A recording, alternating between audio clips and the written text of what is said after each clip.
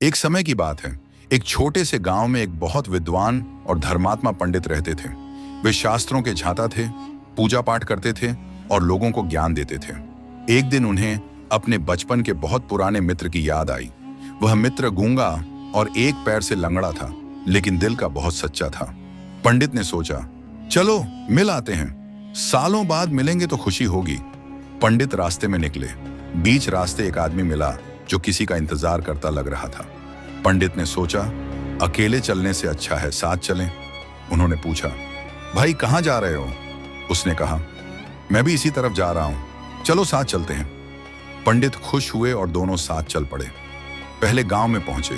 वह आदमी बोला, मुझे यहां कुछ काम है, तुम आगे चलो, मैं बाद में आ जाऊंगा। पंडित आगे बढ़े। थोड़ी देर बाद गांव से खबर आई, एक आदमी बैल के सींगों से जा टकराया और मर गया। पंडित को अजीब लगा। दूसरे गांव में फिर वही हुआ। वह आदमी बोला, मुझे सामान देना है, तुम मंदिर में रुको। पंडित मंदिर में रुके। रात हुई और अचानक गांव में भीषण आग लग गई। बहुत से घर जल गए। पंडित सोचने लगे, यह आदमी जहां जाता है वहां कुछ ना कुछ बुरा हो जाता है। तीसरे गांव में भी यही हुआ। वह आदमी गया और जल्दी ही खबर आई, एक व्यक्ति सांप के डसने से मर गया। अब पंडित का शक पक्का हो गया। उन्होंने उस आदमी से पूछा, तुम कौन हो? हर जगह मौत क्यों आती है? उसने मुस्कुराकर कहा, पंडित जी, तुम समझदार हो, मैं धर्मराज हूं, यमराज का दूत। मैं उन लोगों की जान लेने आता हूं जिनकी उम्र खत्म हो चुकी है। पंडित कांप उठे, बोले, तो मेरी मौत कब है? धर्मराज ने कहा, तुम्हारी मौत 6 महीने बाद होगी। तुम फांसी पर लटक कर मरोगे दूसरे राज्य में, और तुम्हारे दोस्त की मौत भी इसी यात्रा में होगी, तुम्हारी वजह से। पंडित बहुत दुखी हुए। उन्होंने दोस्त से मिलने का इरादा छोड़ दिया और वापस लौटने लगे। लेकिन तभी दूर से उनका दोस्त दौड़ता हुआ आया। सालों से वह पंडित को देखना चाहता था। लंगड़ाकर, गूंगा होकर भी वह दौड़ा। जैसे ही पंडित को देखा, खुशी से चिल्लाया।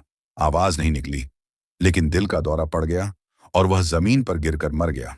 धर्मराज ने कहा, देखा, तुम्हारी वजह से उसकी मौत हुई। उसने अपनी सीमाएं तोड़ी, लेकिन भाग्य ने उसे नहीं छोड़ा। पंडित रो पड़े। उन्होंने पूछा, मैं इसे कैसे टालूं? धर्मराज बोले, भाग्य का लिखा कभी नहीं मिटता। कोशिश करो, लेकिन जो होना है होगा। कहकर वह चला गया।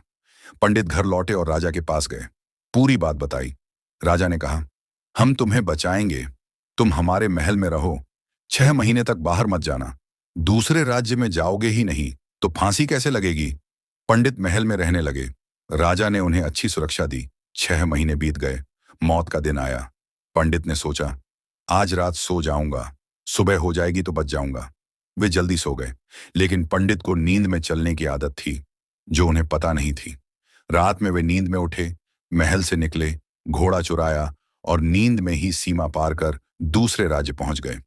वहां वे राजा के महल में घुस गए। सुबह राजा ने उन्हें रानी के कमरे में देखा। गुस्से में पंडित को पकड़वा लिया। कोर्ट में राजा ने पूछा, तुम यहां कैसे? पंडित ने पूरी कहानी सुनाई। राजा ने जांच कराई, सब सच निकला। राजा सोच में पड़ गए। फांसी दूं तो निर्दोष मरेगा, न दूं तो अन्याय होगा।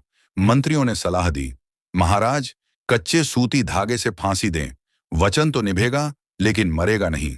राजा ने मान लिया। पंडित को फांसी दी गई। जैसे ही फंदा चढ़ा, सूती धागा टूट गया, लेकिन गर्दन पर दबाव से नस फट गई और खून बहते हुए पंडित मर गए। सब स्तब्ध रह गए। सूती धागा भी मार सकता है, अगर भाग्य में लिखा हो। मोरल, भाग्य का लिखा कभी नहीं मिटता। कितनी भी कोशिश कर लो, सावधानी बरतो, दूर भागो, जो नियति में लिखा है वह होकर रहेगा। अच्छे कर्म करो, वर्तमान में जियो, लेकिन भाग्य को स्वीकार करो। जैसा गीता में कहा है, कालोस्म्य, समय सब ले जाता है।